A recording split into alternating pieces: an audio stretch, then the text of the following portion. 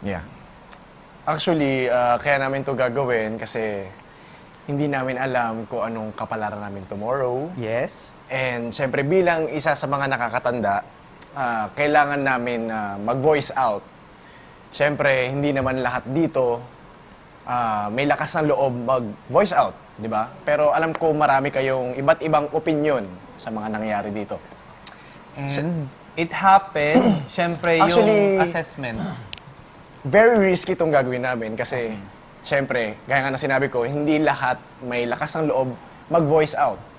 Maybe siguro, may iba sa atin natatakot, di ba? Natatakot na baka hindi tayo maintindihan or ma-misinterpret yung mga sinasabi natin. And ayaw naman natin malagay sa alanganin, di ba? Kasi, syempre, nasa loob pa rin tayo ng PBB House. And somehow, gusto rin namin ma-encourage yung iba na mag-voice out. Kasi, syempre, pumasok tayo dito ng pantay-pantay. Wala sa edad to, wala sino pinakabata, pinakamatanda. Lahat tayo may karapatan magsalita. Yes. And this assessment happened, syempre, the moment na we entered this third week natin. So, di ba, nomination happened, eviction happened, but we move forward. That's why nagkaroon tayo ng panibagong weekly task. And I think it's also right for us kasi one of the best lesson I learned from Kuya is yung first days ko dito, nung kasama ko si Therese, na sinabihan niya ako na gusto nyo ba na ganyan ang nakikita sa inyo ng mga nakakabata sa inyo o ng mas bata sa inyo. And syempre, as adults, nung sinabihan ako ni Kuya na isa ka sa mga kuya sa loob. And yeah, I believe also. And so as Patrick, so as Kuya Bricks, sa mga ate natin, andyan si Ate Noemi at si Jazz. So we just want to point this out straightforward dahil kagaya ng sinabi ni Patrick, it's risky for us. We never know what the consequence or the consequences will happen after we voice out this. And please take note na we say this because we care for each other. 'Di ba? Imagine kung kayo mismo wala kayong pakialam sa isa't isa. Hindi mo naman 'yan pagsasabihan eh. 'Di ba? You won't care kung anong magiging kapalaran niya or paano siya makihalubilo sa ibang tao. So, So, ang main concern natin sa first ngayong gabi is yung last night. Okay. Well, lahat tayo busy sa mga nangyayari at biglaan ng mga live stream, di ba? And siyempre lahat tayo pagod. Nag-iisip kung anong dapat sabihin, iniisip natin na dapat mabenta natin yung mga items. And kagabi after ng turn namin, Turns, oo. turn namin ni Kai, yun yung after, di ba? Siyempre, na-appreciate naman namin yung mga nagluluto, di ba? And concern sa atin na lahat makakakain. Siguro, wrong timing lang din yung nangyari kagabi. Dahil I think, hindi fair ang nangyaring pagkain kagabi. Hindi ko alam kung nag-guess nyo, pero didiretsuhin ko na, yung about sa tocino. Well, kung matatandaan nyo, last time, Weekly budget. nag-weekly budget, and lahat naman ng mga concerns natin, ano gusto natin, binigay naman, di ba? And in-offer natin yung budget natin para sa lahat, para Yes. lahat makakain. Well, may mga tao dito na, for example, si Jaren, hindi siya allowed kumain ng fish kasi allergic siya. So, hindi naman natin pipilit yun kasi exempted siya doon. Pero yung iba na Also, hotdog. Si Wala Jazz. pa, isda pagani. may allergy ka ba, Yeah, Jazz? hotdog sa hotdog. Allergy? Hindi siya kumain. Yeah. Well, eto, naiintindihan ko yun. Ako din, personally, hindi rin ako kumakain ng ampalaya. Marami akong mga gulay na hindi kinakain. Pero dahil nasa loob tayo ng bahay ni Kuya, kailangan nating mag-adjust. 'Di ba? Wala ako sa bahay ko, so ayoko din mag-inarte sa mga kakainin ko. Kung ano yung in-offer. Yeah. Even you guys, di ba? Wala tayo sa kanya-kanya nating bahay. Nasa bahay natin, we can order even midnight, even 1 a.m., 2 a.m. because we have the freedom. But because we are here, we just want to have you guys, lahat tayo, no, na magkaroon ng sense of sensitivity. Magkaroon tayo ng empathy na meron tayong privilege the moment we came here. Imagine tens of thousands who auditioned but we are ones na nandito. So, ang next nating challenge is yung pakikisama natin. And isa sa pakikisama natin is to adjust yung personal lifestyle natin sa labas. Kasi 'di ba, imagine we're strangers and hindi natin kilala personally or deeply yung isang tao regardless how long tayo nagstay dito, and it's our 3rd week. But yung personal attachment, yung conversations, the real you is not yet being revealed to someone dito. Kami ni Patrick, we're 2 in 1. That's why we know each other. We're boyfriends, we're partners. Pero you guys, 'di ba, we know, we understand na magkakaiba pa rin yung level ng pakikihalubilo natin. But going back sa pagkain, it's not all about yung kagabi din, but we have pointers din. First one, yung daily supplies. As much as we want to enjoy the bread, we are only allowed 2 each. It's in the rule book. 'Di ba? We enjoyed the staples being replenished every day, but we enjoyed 1 egg. And if you want to get more, you have to get the consent. Magpaalam kayo, kasi that's the thing. Kumbaga, pinagkakasunduan natin yung daily supplies. But, here's the challenge also. Yung weekly task natin, wherein lahat tayo, we have allowance. 'Di ba? Yung allowance natin na pinupusta natin, nung tayo ay nanalo, ito yung specific amount, everyone agreed kung ano yung mga dapat bilhin. I can still remember nung tinanggal yung some items, galunggong, chicken liver, yung ibang pampalasa, it's okay. Sabi nga namin, no, nagkakabiron yung ibang boys, sige, for now, we give way to other people. But the moment na sana manalo ulit, which is this week sana, pagbigyan nyo din kami.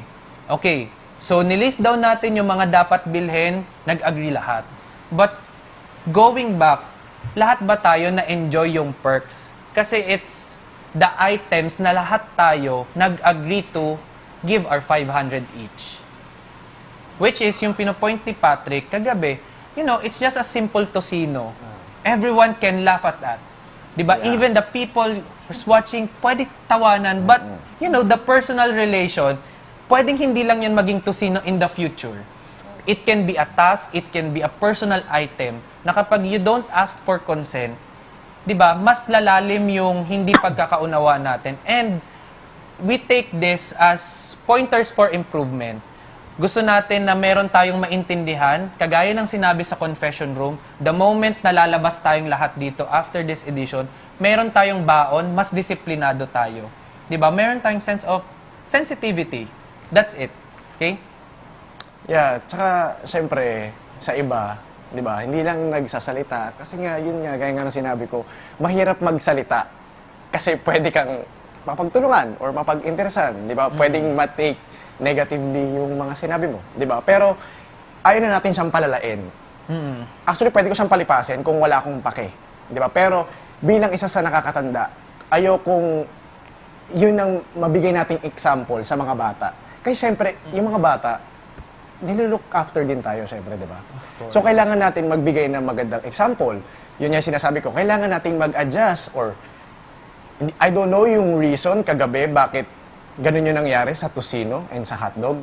Pero naiintindihan ko na nahihirapan na ano bang concern nun? Kulang yung hotdog. So, ginamit na lang yung tocino para pang-add ng ano. Kasi ang naiisip ko doon, mas maganda if dinivide yung parehas. lata. Like half hotdog, half tocino, Yeah. para lahat makakain. Or tinanong nyo ba yung iba kung lahat ba nakakain ng hotdog? Kung hindi pa, pwede naman itabi muna. Magtuyo muna tayo, di ba? Yeah. Para lahat makakain. Kasi yung iba, hindi nila alam, ubos na yung tocino. Actually, maraming nagulat. Marami rin wala hindi na, lasa nakatikim pala or yun, that ganun. night lang sila nagkaroon ng chance maka-get ng ganong type of food. Which, imagine, yung 500 na yon or how much is that tocino, lahat tayo nagbigay. Pero hindi tayo lahat nakatikim. Sa tuyo, lahat tayo nagkaroon ng chance makatikim. Kumbaga, take this on the bigger picture. Kung ikaw nag-ambag sa isang bagay, dapat at least somehow makakuha ka ng chance, 'di ba? We enjoy the privilege of being here, but we also have yung time sana na magkaroon ng empathy na what if ikaw yon? You're enjoying this type of food for couple of days, but natanong mo ba yung sarili mo if someone nakatikim na ba niyan or someone nakakuha na ba niyan? 'Di ba? Like I said, it's not all about tocino. It can be much worse in the next coming weeks. And sinasabi namin to because we want to voice out. And one big example is si Kuya Bricks nagluluto. Of course, si Kuya Bricks, he's very open kung sinong gusto magluto. He just voluntary cooking. And napansin kasi namin ni Patrick na he's very kind. Na kung ano yung marinig niya na gustong iluto sa bahay, niluluto niya. Wherein hindi ganun yung naging usapan natin the moment na gumagawa tayo ng budget. 'Di ba? We see it na dadamihan natin yung manok para just in case hindi tayo manalo for the coming week, aabot. Masarap ang ulam natin kapag gabi. Dahil sa umaga, we already have our bread, our egg. Our lunch can be pure gulay. Kasi na-survive naman natin last time. 'Di ba? Kaya din tayo bumili ng mga pampalasa or ng cubes para hindi tayo gagamit ng karne. Okay. So, ang nangyari, na-consume, where inaubos na siya kanina. Na hindi natin alam what will happen in the next coming days. So, that's the point why we are talking here. Na kapag nagkaroon ulit tayo ng chance, di ba? Ito yung pagkakataon natin na isipin nating maigi. We were taught, di ba? It's your 500, it's your budget, and you can fight for it. Di ba? Yan yung ano natin eh. Yan yung gusto natin eh. We fight for it. It's just that, nung una nating panalo, gusto natin ibigay ng all out dahil nga it's the supplies. But take a look at this for example. Kung tayo ay nanalo this week, we will plot again. You have your 500. Would you mind ba na yung 500 na yun, bumili ka ng isang buong manok? Ikaw ang magluto sa sarili mo. It can be a possible option. Bakit? Meron kang daily supplies, automatic may isa kang itlog sa umaga. Automatic may dalawa kang bread sa umaga. You have your milk, you have your only soft drinks. How about your personal food? Pwede ka magsaing ng ikaw din. Pwede ka magluto on your own. You enjoy your allowance. But because nag-budget tayo for the whole house, dapat we have to be sensitive to other housemates. 'Di ba? Kung ano yung na-enjoy nyo, make sure na na-enjoy din ng other. Not unless, 'di ba, ayaw nung taong 'yon. Sana maging eye-opener siya kasi sabi nga namin, gusto namin maging one pain lang to tonight. We failed the task, it's okay. We move forward. But we also need to raise these concerns. And this is just one of the concerns, especially ng mga adults. Any... Yeah, and siyempre, ayaw naman natin na lumala yung ganito kasi lahat naman tayo naghihirap, di ba? Every time na may weekly task, di ba? Lahat, hindi man equally yung efforts natin, pero lahat tayo pinaghirapan yun. So, yeah, pantay-pantay lang tayo dito. Lahat pwede maging leader, hindi porket matatanda kami lang, di ba? Kahit yung mga bata pwede mag-lead and pwede mag-voice out. So, ayun lang, sana... Hindi. That's just one. Yeah, hindi. Ito pa lang naman. So, ayun, sana may sense naman yung sinabi namin. And, ayun nga, hindi namin alam kung ano mangyayari next week. Pero, ginawa namin to para at least wala kaming pagsisisihan na at wala rin kaming bigat sa dibdib namin. Kaya namin sinabi sa inyo. Okay. Second one, okay, thank you. Second one, this is the concern for the whole house again. Okay. Ang kasunduan kasi, it's in the rule book. You wash your own dishes. But, we appreciate yung mga naka-experience maghugas. Na-appreciate natin yung mga nagda-dry, nagbabalik ng mga gamit doon sa mga drawers. And you know, if nagkaroon na kayo ng chance, you know it in yourself, kung nagkaroon na kayong chance, makatulong sa kusina o sa lababo, di ba? It's just that, may mga napapansin kami na whenever someone nagagamit ng baso, nilalapag kung saan-saan. That's number one.